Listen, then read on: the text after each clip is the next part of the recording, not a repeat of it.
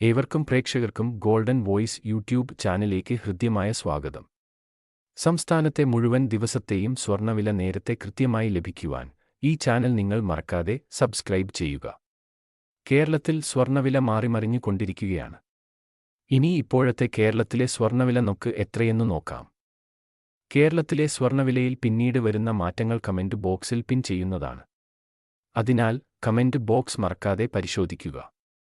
കേരളത്തിൽ ഇപ്പോൾ 22 ക്യാരറ്റ് സ്വർണ്ണവില 1 ഗ്രാമിന് 6,995 രൂപയും 1 പവന് 55,960 രൂപയുമാണ്.